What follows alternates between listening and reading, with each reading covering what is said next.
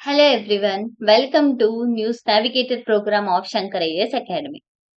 ಇವತ್ತಿನ ವಿಡಿಯೋಲ್ಲಿ ಇಂಡಿಯಾದ wild life conservation ಅಲ್ಲಿ ಹ್ಯೂಮನ್ ಹ್ಯೂಮನ್ ನೇಚರ್ ಹೇಗಿರುತ್ತೆ, ಹ್ಯೂಮನ್ ಮತ್ತೆ ಅನಿಮಲ್ ಕಾನ್ಫ್ಲಿಕ್ಟ್ ಗಳು ಜಾಸ್ತಿ ಆಗ್ತಾ ಇರುವಂತಹ ಈ ಟೈಮ್ ಅಲ್ಲಿ ಒಂದು ಪ್ರಾಪರ್ ರೀಜನ್ ಹೇಗೆ ಈ ಚಾಲೆಂಜಸ್ ನ ಫೇಸ್ ಮಾಡಿಬಿಟ್ಟು ecological conservation and socio economic development ನ ಬ್ಯಾಲೆನ್ಸ್ ಮಾಡ್ತದೆ ಅನ್ನೋದನ್ನ ನೋಡೋಣ. ಭಾರತದಲ್ಲಿ ಇವಾಗ ಹುಲಿಗಳ ಅಥವಾ ಟೈಗರ್ ಪಾಪ್ಯುಲೇಷನ್ ನೋಡ್ಕೊಂಡ್ರೆ ಭಾರತ ವರ್ಲ್ಡ್ ಪಾಪ್ಯುಲೇಷನ್ ಅಲ್ಲಿ 70% ಆಫ್ ದ ಟೈಗರ್ಸ್ ಗಳಿಗೆ ಮನೆ ಆಗಿದೆ. ಎಸ್ಪೆಷಲಿ ಈ 70% of the tigers 58 tiger reserves ಅಲ್ಲಿ ಸ್ಪ್ರೆಡ್ ಆಗಿರೋದನ್ನ ಕಾಣಬಹುದಾಗತ್ತೆ. ಟೈಗರ್ ಪಾಪ್ಯುಲೇಷನ್ ಹೆಚ್ಚಾದ್ರೆ ಅದನ್ನ ಸೆಲೆಬ್ರೇಟ್ ಮಾಡೋಕೆ ನಮ್ಗೆಲ್ಲ ತುಂಬಾನೇ ಖುಷಿ ಆಗತ್ತೆ. ಸೊ ಅದೇ ತರ ನಾವು ಟೈಗರ್ ರಿಪೋರ್ಟ್ ಬಂದಾಗ ಪಾಪ್ಯುಲೇಷನ್ ಜಾಸ್ತಿ ಆಗಿದ್ದಾಗ ಅದ್ರ ಸೆಲೆಬ್ರೇಷನ್ ನ ಮಾಡ್ಬಿಟ್ಟು ನ್ಯಾಷನಲ್ ಟೈಗರ್ ಕನ್ಸರ್ವೇಷನ್ ಅಥಾರಿಟೀಸ್ ಕಡೆಯಿಂದ ಬಿಗ್ ಕ್ಯಾಟ್ ಅಲಯನ್ಸ್ ಗಳನ್ನ ಕೂಡ ಎಸ್ಟಾಬ್ಲಿಷ್ ಮಾಡ್ತೀವಿ. ಸೊ ಈ ರೀತಿಯಾದಂತಹ ಪ್ರೋಗ್ರಾಮ್ಸ್ ಗಳನ್ನ ತರ್ತೀವಿ. ಅದ್ರ ಜೊತೆಗೆ ಟೂರಿಸಂ ಕೂಡ ಹೆಚ್ಚಾಗುವಂತಹ ಚಾನ್ಸಸ್ ಕೂಡ ಇರುತ್ತೆ. ಬಟ್ ಮಿಡಲ್ ಕ್ಲಾಸ್ ಪಾಪ್ಯುಲೇಷನ್ ಹೆಚ್ಚಾಗ್ತಾ ಇರೋದ್ರಿಂದ ಹೇಗೆ ಅಪೆಕ್ಸ್ ಪ್ರಿಡೇಟರ್ಸ್ ನ ಲಿವ್ಲಿಹುಡ್ ಸೇಫ್ ಗಾರ್ಡ್ ಎರಡನ್ನು ಕೂಡ ಬ್ಯಾಲೆನ್ಸ್ ಮಾಡ್ತಾರೆ, literally forest edge of the communities ನ ಹೇಗೆ ಬ್ಯಾಲೆನ್ಸ್ ಮಾಡ್ತಾರೆ ಅಂತ ಹೇಳ್ಬಿಟ್ಟು ನೋಡ್ಕೊಳ್ಳೋಣ. ತಡೋಬಾ ಅಂತಹರಿ ಟೈಗರ್ ರಿಸರ್ವ್ ಮಹಾರಾಷ್ಟ್ರದಲ್ಲಿ ಇರುವಂತಹ ಈ ಒಂದು ಟೈಗರ್ ರಿಸರ್ವ್ ಇದು ಅಪ್ರಾಕ್ಸಿಮೇಟ್ಲಿ 100 ಹುಲಿಗಳು ಇರುವಂತಹ ಜಾಗ. ಎಕ್ಸಾಮ್ಗೆ balance between the nature and forest ಕಮ್ಯುನಿಟಿಗೆ ಬೆಸ್ಟ್ ಕೇಸ್ ಸ್ಟಡಿ ಅಂತ ಹೇಳಿದ್ರೆ ಈ ಒಂದು region Tadoba Andhari tiger reserve, which is balancing both human and also a nature. Core current affairs ಹೋಗೋಕ್ಕಿಂತ ಮುಂಚೆ ಭಾರತದ ಟೈಗರ್ ಕನ್ಸರ್ವೇಷನ್ ಸಕ್ಸಸ್ ಸ್ಟೋರಿಯನ್ನ ನೋಡ್ಕೊಳ್ಳೋಣ. ಭಾರತ ಆಲ್ರೆಡಿ 70% ಆಫ್ ದ ವರ್ಲ್ಡ್ ಟೈಗರ್ಸ್ಗೆ ಹೋಮ್ ಟೌನ್ ಆಗಿದೆ ಅಥವಾ ನೇಟಿವ್ ಆಗಿದೆ ಅಂತಾನೆ ಹೇಳ್ಬೋದಾಗತ್ತೆ. ಹೇಗೆ ನಾವಿದನ್ನ ಅಚೀವ್ ಮಾಡಿದ್ವಿ ಅಂತ ಹೇಳಿದ್ರೆ 1973ರಲ್ಲಿ ತಂದಂತಹ tiger project tiger which is a very successful one. ಬೇರೆ ಯಾವುದೇ ಪ್ರೋಗ್ರಾಮ್ ನ ತಗೊಬಂದ್ರು ಕೂಡ ಅದನ್ನ ಡೈರೆಕ್ಟ್ ಆಗಿ ಪ್ರಾಜೆಕ್ಟ್ ಟೈಗರ್ ನ ಎಸ್ಟಾಬ್ಲಿಷ್ ಮಾಡ್ತಿರೋ ತರ ಅಥವಾ ಇಂಪ್ಲಿಮೆಂಟೇಷನ್ ಮಾಡ್ತಿರೋ ತರ ಈ ಒಂದು ಪ್ರೋಗ್ರಾಮ್ ಅನ್ನ ಕೂಡ ಇಂಪ್ಲಿಮೆಂಟೇಷನ್ ಮಾಡ್ಬೇಕು ಅನ್ನೋಂತಹ ಇಶ್ಯೂಸ್ ಗಳನ್ನ ಅಥವಾ ಹೇಳ್ತಾ ಇರುವಂತಹ ಗವರ್ಮೆಂಟಿನ ಇಶ್ಯೂಸ್ ಗಳನ್ನ ಕೂಡ ನಾವು ನೋಡಿದೀವಿ. ಸೊ ಯಾಕೆ ಅಂತ ಹೇಳಿದ್ರೆ ಸ್ಪೆಷಲ್ ಅಥಾರಿಟೀಸ್ ಇದೆ, national tiger conservation authority project ಅನ್ನ ಇಂಪ್ಲಿಮೆಂಟೇಷನ್ ಮಾಡೋದಕ್ಕೋಸ್ಕರ. ಸೊ ಈ ಒಂದು ನಿಟ್ಟಿನಲ್ಲಿ ಪ್ರಾಜೆಕ್ಟ್ ಟೈಗರ್ ಎಸ್ಟಾಬ್ಲಿಷ್ ಆದ್ಮೇಲೆ ಟೈಗರ್ ಪಾಪ್ಯುಲೇಷನ್ ಭಾರತದಲ್ಲಿ ಯಥೇಚ್ಛವಾಗಿ ಜಾಸ್ತಿ ಆಗಿರೋದನ್ನ ನಾವು ನೋಡಬಹುದಾಗತ್ತೆ. ಟೈಗರ್ ರಿಸರ್ವ್ಸ್ ಗಳನ್ನ ಕೂಡ ಎಸ್ಟಾಬ್ಲಿಷ್ ಮಾಡ್ತಿದ್ದಾರೆ, ಎಕ್ಸ್ಪಾನ್ಷನ್ ಆಫ್ ಪ್ರೊಟೆಕ್ಟೆಡ್ ಏರಿಯಾಸ್ ಗಳನ್ನ ತರ್ತಾ ಇದ್ದಾರೆ, ಆಂಟಿ ಪೋಚಿಂಗ್ ಮೆಷರ್ಸ್ ಗಳನ್ನ ತರ್ತಿದ್ದಾರೆ, ಹ್ಯಾಬಿಟಾಟ್ ರಿಸ್ಟೋರೇಷನ್ ಪ್ರಾಜೆಕ್ಟ್ಸ್ ಗಳನ್ನ ತರ್ತಾ ಇದ್ದಾರೆ, ಟೈಗರ್ ಸೈಟ್ ಸೀಯಿಂಗ್ಸ್ ಗಳನ್ನ ತರ್ತಿದ್ದಾರೆ. ಇದೆಲ್ಲದ್ರಿಂದಾಗಿ ವೈಲ್ಡ್ ಲೈಫ್ ಟೂರಿಸಂ ಹೆಚ್ಚಾಗ್ತದೆ ಭಾರತದಲ್ಲಿ. ಸೊ ಎಕಾನಮಿಕ್ ಆಕ್ಟಿವಿಟೀಸ್ ಜೊತೆಗೆ ನೇಚರ್ ಕನ್ಸರ್ವೇಷನ್ ಕೂಡ ಈಕ್ವಲಿ ಇಂಪಾರ್ಟೆಂಟ್ ಆಗತ್ತೆ. ಬಟ್ ಟೈಗರ್ ಪಾಪ್ಯುಲೇಷನ್ ಏನೋ ಜಾಸ್ತಿ ಆಗ್ತಿದೆ, ಬಟ್ ಟೈಗರ್ಸ್ಗೆ ಬೇಕಾಗಿರುವಂತಹ ರಿಸರ್ವ್ ಏರಿಯಾ, ಫಾರೆಸ್ಟ್ ಏರಿಯಾ ಕಡಿಮೆ ಆಗ್ತದೆ. ಯಾಕೆ ಅಂತ ಹೇಳಿದ್ರೆ ಹ್ಯೂಮನ್ ಎಕ್ಸ್ಪಾನ್ಷನ್ ಜಾಸ್ತಿ ಆಗ್ತದೆ. ಈ ಬಯಾಲಜಿಕಲ್ ಇಂಬ್ಯಾಲೆನ್ಸ್ ಏನಾಗ್ತದೆ, ಟೈಗರ್ಸ್ ಗಳನ್ನ ಡಿಸ್ಪರ್ಸ್ ಆಗ್ಲಿಕ್ಕೆ ಉತ್ತೇಜನೆಯನ್ನ ಮಾಡ್ತಾ ಇದೆ. ಸೊ ಈ ಟೈಗರ್ಸ್ ಡಿಸ್ಪರ್ಸ್ ಆಗ್ತಿರೋದ್ರಿಂದ ಭಾರತದಲ್ಲಿ ಹ್ಯೂಮನ್ ಅಂಡ್ ಅನಿಮಲ್ ಕಾನ್ಫ್ಲಿಕ್ಟ್ ಗಳು ಬೇರೆ ಬೇರೆ ಜಾಗದಲ್ಲಿ ಯಥೇಚ್ಛವಾಗ್ತದೆ. ಚಿರತೆ ಅಟ್ಯಾಕ್ ಆಗಿರ್ಬೋದು, ಹುಲಿಗಳ ಅಟ್ಯಾಕ್ ಆಗಿರ್ಬೋದು, ಇದು ಯಥೇಚ್ಛವಾಗಿ ನಡೀತಾ ಇದೆ. ಇದನ್ನ ಟೈಗರ್ ಡಿಸ್ಪರ್ಸಲ್ ಪ್ರಾಬ್ಲಮ್ ಅಂತ ಕರೀತಾರೆ ಅಥವಾ ಹುಲಿ ಪ್ರಸರಣ ಸಮಸ್ಯೆ ಅಂತ ಕೂಡ ಕನ್ನಡದಲ್ಲಿ ಕರೆಯಲಾಗತ್ತೆ. ಪಾಪ್ಯುಲೇಷನ್ ಇನ್ಕ್ರೀಸ್ ಆದಾಗೆ ರಿಸರ್ವ್ ಏರಿಯಾ ಒಳಗಡೆ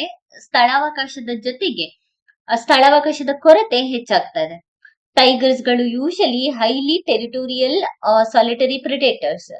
ಸೊ ಅದಕ್ಕೆ ಎಕ್ಸ್ಪ್ಯಾಂಡ್ ಜಾಗ ತುಂಬಾ ಯಥೇಚ್ಛವಾಗಿ ಬೇಕಾಗ್ತಾ ಇರುತ್ತೆ.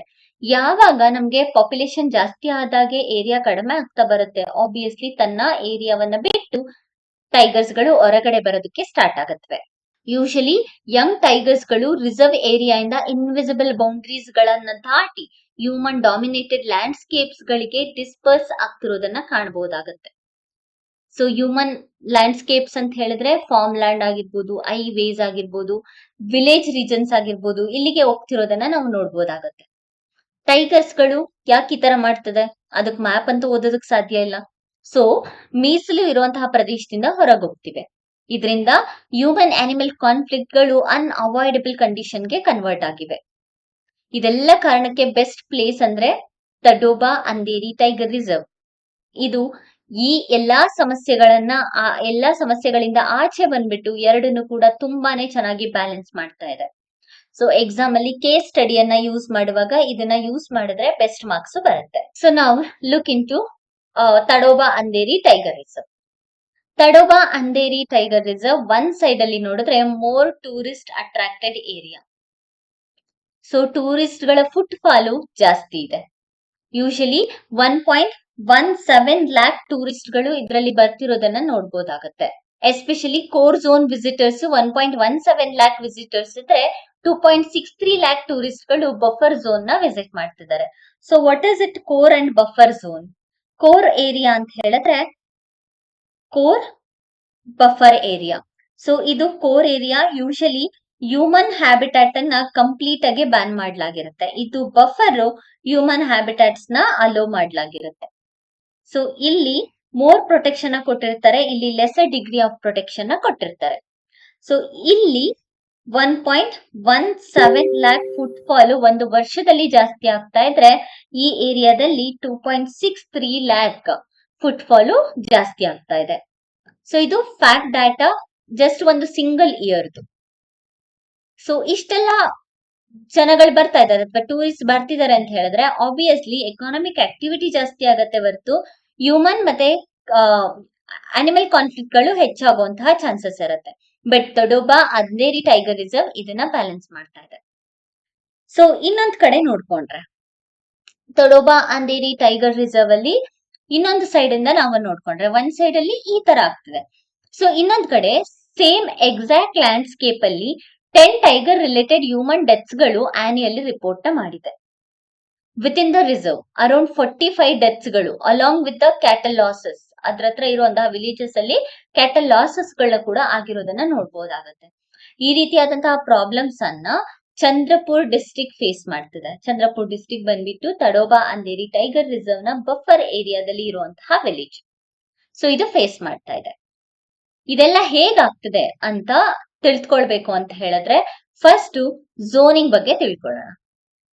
ಸೊ ಝೋನಿಂಗು ಫಸ್ಟ್ ನಾನು ಆಲ್ರೆಡಿ ಹೇಳಿದ ಹಾಗೆ ಇದು ಕೋರ್ ಏರಿಯಾ. ಸೊ ಈ ಕೋರ್ ಏರಿಯಾನ ಪರ್ಟಿಕ್ಯುಲರ್ ಆಗಿ ನೋಡ್ಕೊಂಡ್ರೆ core zone no human activity or no human settlement voluntary village relocations ಕೂಡ ಆಗಿರುತ್ತೆ. ಅಂದ್ರೆ ವಿಲೇಜ್ ಗಳು ಕೂಡ ಪ್ರೆಸೆಂಟ್ ಇರಲ್ಲ. ಸೊ ಕೋರ್ ಏರಿಯಾ ಅಲ್ಲಿ 0 ಡೆತ್ ರೆಕಾರ್ಡ್ ಆಗಿದೆ. ಕೋರ್ ಏರಿಯಾ ಅಲ್ಲಿ ಡೆತ್ ಇಲ್ಲ. ನೆಕ್ಸ್ಟ್ ಬಫರ್ ಝೋನಿಗೆ ಬರೋಣ. ಬಫರ್ ಝೋನ್ ಅಲ್ಲಿ 95 ಹಳ್ಳಿಗಳಿವೆ. 95 ಹಳ್ಳಿ, ಅದರಲ್ಲಿ 1.25 ಲ್ಯಾಕ್ ಪಾಪ್ಯುಲೇಷನ್ ನ ಕಾಣ್ಬೋದಾಗತ್ತೆ. ಸೊ ಈ ಜಾಗದಲ್ಲಿ 100 ಟೈಗರ್ಸ್ ಗಳಿವೆ. ಕೋರ್ ಏರಿಯಾ ಇಂದ ತಮ್ಮ ಟೆರಿಟೊರಿಯಿಂದ ಎಕ್ಸ್ಪ್ಯಾಂಡ್ ಮಾಡಿಕೊಂಡು ಆಚೆ ಬರ್ತಿರುವಂತಹ ಟೈಗರ್ಸ್ ಗಳು ಡೈರೆಕ್ಟ್ ಆಗಿ 95 ವಿಲೇಜ್ ಅನ್ನ ಅಟ್ಯಾಕ್ ಮಾಡ್ತಿವೆ. ಸೊ ಇದರಿಂದ ಇಲ್ಲಿ ಡೆತ್ ಮತ್ತೆ ಲಾಸಸ್ ಹೆಚ್ಚಾಗ್ತದೆ. ಸೊ ತಡೋಬಾ ಹೇಗೆ ಇದನ್ನ ಬ್ಯಾಲೆನ್ಸ್ ಮಾಡ್ತಿದೆ? ತಡೋಬಾ ಹೇಗೆ 95 ವಿಲೇಜಸ್ ನ ಟೈಗರ್ಸ್ ಇಂದ ಪ್ರೊಟೆಕ್ಟ್ ಮಾಡ್ತಿದೆ? ಹೇಗ್ ಮಾಡ್ತಿದ್ದಾರೆ ಅಂದ್ರೆ ಟೈಗರ್ ನ ಲೋಕಲ್ ಕಮ್ಯುನಿಟಿಯ ಎಕನಾಮಿಕ್ ಅಸೆಟ್ ಆಗಿ ಕನ್ವರ್ಟ್ ಮಾಡಿದ್ದಾರೆ. This is what Tadoba model. Mains ಅಲ್ಲಿ man animal conflict mitigation related questions arise ಆದ್ರೆ ತಡೋಬಾ ಮಾಡೆಲ್ ನ ಅಲ್ಲಿ ಯೂಸ್ ಮಾಡಬಹುದು. First one, financial decentralisation. ಏನಿದು financial decentralisation? Tadoba Andheri tiger reserve massive safari tickets ಗಳನ್ನ ರೆವಿನ್ಯೂ ಜನರೇಟ್ ಮಾಡ್ತದೆ, ಅರೌಂಡ್ 40 crore ಆನ್ಯುಯಲಿ. ಬಟ್ ಈ 40 crore ಅನ್ನ ಸ್ಟೇಟ್ ಗವರ್ಮೆಂಟ್ ಗೆ ಕೊಡ್ತಾ ಇಲ್ಲ. ಅದನ್ನ ಗವರ್ಮೆಂಟ್ ಏನ್ ಮಾಡ್ತಿದೆ ಅಂತ ಹೇಳಿದ್ರೆ ಲೋಕಲ್ಸ್ ಜೊತೆಗೆ ರೀಡಿಸ್ಟ್ರಿಬ್ಯೂಟ್ ಮಾಡ್ಲಾಗ್ತದೆ. ಇದರಿಂದ ಕಾನ್ಫ್ಲಿಕ್ಟ್ ಗಳನ್ನ ಮಿಟಿಗೇಟ್ ಮಾಡೋದಕ್ಕೆ ಹೆಲ್ಪ್ ಆಗ್ತದೆ, ಲಿವ್ಲಿಹುಡ್ ಸಪೋರ್ಟ್ ಆಗ್ತದೆ, ಹಾಗೆ ಅವೇರ್ನೆಸ್ ಹೆಚ್ಚಾಗ್ತಾ ಇದೆ. ನೆಕ್ಸ್ಟ್ ಕಮ್ಯುನಿಟಿ ಎಂಪ್ಲಾಯ್ಮೆಂಟ್ ಅಥವಾ ಡೈರೆಕ್ಟ್ ಎಂಪ್ಲಾಯ್ಮೆಂಟ್. ಫಾರೆಸ್ಟ್ ಡಿಪಾರ್ಟ್ಮೆಂಟ್ ಇಂದ at least half of the local households ಗಳಿಗೆ ಡೈರೆಕ್ಟ್ ಎಂಪ್ಲಾಯ್ಮೆಂಟ್ ನ ಜನರೇಟ್ ಮಾಡ್ತಿದ್ದಾರೆ. ಈ ಏರಿಯಾದಲ್ಲಿ 400 ಲೋಕಲ್ ಪೀಪಲ್ ಸಫಾರಿ ಗೈಡ್ಸ್ ಗಳಾಗಿ ವರ್ಕ್ ಮಾಡ್ತಿದ್ದಾರೆ ಈ ರೀಜನ್ಸ್ ಇಂದ. Next livelihood diversification. Livelihood diversification ಅಂತ ಹೇಳಿದ್ರೆ ಬರೀ ಸಫಾರಿ ಅಷ್ಟೇ ಅಲ್ಲ, ಫಾರೆಸ್ಟ್ ಪ್ರೊಡ್ಯೂಸ್ ಅಂದ್ರೆ ಲೈಕ್ ಹನಿ ಆಗಿರಬಹುದು, ಆಮ್ಲ ಆಗಿರಬಹುದು, ಫ್ರೂಟ್ಸ್ ಆಗಿರಬಹುದು, ಈ ರೀತಿಯಾದಂತಹ ವ್ಯಾಲ್ಯೂ ಆಡೆಡ್ ಫಾರೆಸ್ಟ್ ಪ್ರೊಡ್ಯೂಸ್ ನ ವಿಲೇಜಸ್ ಗಳು ಯೂಸ್ ಮಾಡ್ತಿದ್ದಾರೆ. ಸೊ ಇದರಿಂದ ಲೋಕಲ್ ವಿಮೆನ್ ಎಂಪ್ಲಾಯ್ಮೆಂಟ್ ಕೂಡ ಝೀರೋ ವೇಸ್ಟ್ ಮ್ಯಾನೇಜ್ಮೆಂಟ್ ಪ್ರೋಗ್ರಾಮ್ ಅನ್ನ ಎಸ್ಟಾಬ್ಲಿಷ್ ಮಾಡೋದಕ್ಕೆ ಹೆಲ್ಪ್ ಆಗ್ತದೆ. ಜಾಬ್ ಕ್ರಿಯೇಷನ್ಗೆ ಬೆಸ್ಟ್ ಆಗಿ ಆಕ್ಟ್ ಆಗ್ತದೆ. ಸಿಂಗಲ್ ಯೂಸ್ ಪ್ಲಾಸ್ಟಿಕ್ ಅನ್ನ ಎಲಿಮಿನೇಟ್ ಮಾಡೋದ್ರಲ್ಲಿ ಈ ವಿಲೇಜ್ ತುಂಬಾನೇ ಸಕ್ಸಸ್ಫುಲ್ ಆಗಿ ಮುಂದೆ ಬಂದಿದೆ. Next swift compensation. ಏನಿದು ಸ್ವಿಫ್ಟ್ ಕಂಪನ್ಸೇಷನ್ ಅಂತ ಹೇಳಿದ್ರೆ ಫಿನಾನ್ಷಿಯಲ್ ಕಂಪನ್ಸೇಷನ್. ಹ್ಯೂಮನ್ ಅಥವಾ ಕೆಟಲ್ ಡೆತ್ಸ್ ಏನಾದ್ರು ಆದ್ರೆ ಕಂಪನ್ಸೇಷನ್ ನ ಬೇಗನೆ ಕೊಡ್ಲಾಗುತ್ತೆ. Diversified tourism. So diversified tourism ಅಂತ ಹೇಳಿದ್ರೆ ಟೂರಿಸಂ ಅಲ್ಲಿ ಆಗ್ರೋ ಟೂರಿಸಂ ಆಗಿರ್ಬೋದು, star gazing, cycling trails, butterfly park, ಇದೆಲ್ಲದ್ರಿಂದ ಟೈಗರ್ ಮೇಲೆ ಬರುವಂತಹ ಪ್ರೆಷರ್ ರೆಡ್ಯೂಸ್ ಆಗ್ತಾ ಇದೆ. ಸೊ ಇದರಿಂದ wealth across the different villages ಅಲ್ಲಿ ಡಿಫರೆಂಟ್ ಏರಿಯಾಸ್ ಅಲ್ಲಿ ಜನರೇಟ್ ಆಗ್ತದೆ. So why Tadoba model different and essential? Nagarahole tiger reserves ಗೆ ಕಂಪೇರ್ ಮಾಡ್ಕೊಂಡ್ರೆ ಮೋರ್ ಹ್ಯೂಮನ್ ಮತ್ತೆ ಅನಿಮಲ್ ಕಾನ್ಫ್ಲಿಕ್ಟ್ ಗಳನ್ನ ಇಲ್ಲಿ ನೋಡ್ಬೋದು. ಸಫಾರಿ ರೀಜನ್ ನ ನೋಡ್ಕೊಂಡ್ರೆ ಸಫಾರಿಯಲ್ಲಿ 6 ತಿಂಗಳು ಪಾಸ್ ಮಾಡಿರ್ತಾರೆ. ಯಾಕೆ ಅಂತ ಹೇಳಿದ್ರೆ ಆಗ ಅಗ್ರಿಕಲ್ಚರಲ್ ಆಕ್ಟಿವಿಟಿ ಮೇಲೆ ಫೋಕಸ್ ಮಾಡೋದಕ್ಕೋಸ್ಕರ. ಸೊ ಇದರಿಂದ ಲೋಕಲ್ಗೆ ಎಕಾನಮಿ ಬ್ಯಾಲೆನ್ಸ್ ಮಾಡೋದಕ್ಕೆ ಆಗ್ತಾ ಇಲ್ಲ. ಹಾಗಾಗಿ ಹ್ಯೂಮನ್ ಅಂಡ್ ಅನಿಮಲ್ ಕಾನ್ಫ್ಲಿಕ್ಟ್ ಗಳು ಹೆಚ್ಚಾಗಿ ಆಗ್ತಿದೆ. ಸೊ ಜೆನ್ಯೂನ್ ಕಮ್ಯುನಿಟಿ ಓನರ್ಶಿಪ್ ಇಲ್ಲದೆ ವರ್ಲ್ಡ್ ಕ್ಲಾಸ್ ಬಯೋಡೈವರ್ಸಿಟಿ ಅಸೆಟ್ ಅನ್ನ ಕನ್ಸರ್ವೇಷನ್ ಮಾಡೋದು ಅನ್ಗವರ್ನಬಲ್ ಅಂತ ಹೇಳಿ ಇದ್ರಲ್ಲಿ ಗೊತ್ತಾಗುತ್ತೆ. ಸೊ ಹೇಗೆ ಇದನ್ನ ಇಂಪ್ಲಿಮೆಂಟೇಷನ್ ಮಾಡಬಹುದು? ಅಂದ್ರೆ ಮೊದಲನೇದಾಗಿ institutionalisation of financial devolution. National tiger conservation authority fixed percentage of tourism ರೆವಿನ್ಯೂನ ಲೋಕಲ್ ಗ್ರಾಮ ಸಭೆಗಳಿಗೆ ಕೊಡಬೇಕಾಗತ್ತೆ. ಎರಡನೇದಾಗಿ strengthen forest act. Forest rights act important ಆಗಿದೆ, ಅದನ್ನ ಸ್ಟ್ರೆಂಥನ್ ಮಾಡಬೇಕಾಗತ್ತೆ. Next invest in conflict mitigation.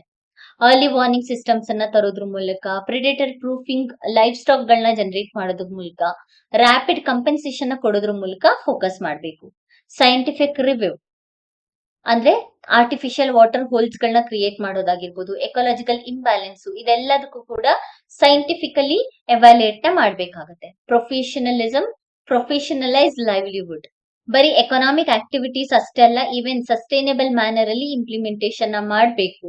ಇದನ್ನ ವೇ ಫಾರ್ವರ್ಡ್ ಅಲ್ಲಿ ಯೂಸ್ ಮಾಡಿ. ಸೊ ಇದಿಷ್ಟು ತಡೋಬಾ ಅಂಧೇರಿ ಬಗ್ಗೆ. ಪ್ರಿಲಿಮ್ಸ್ ಅಲ್ಲಿ ಹೇಗೆ ಇದ್ರಲ್ಲಿ ಕ್ವಶನ್ ಕೇಳ್ತಾರೆ ಅಂದ್ರೆ, with reference to a tiger conservation and protected area in India, consider the following statement. The core zone of a tiger reserve is required to be kept as an inviolated area cleared of human settlement. Idu correct because core area dalli human settlement iralla. Next, India currently hosts approximately 70% of world's wild tiger population. Idu kuda correct. Third one, the National Tiger Conservation Authority was established as a statutory body under the Forest Conservation Act 1980. So, idu under the Forest Conservation Act 1980 alla Wildlife Protection Act under alli.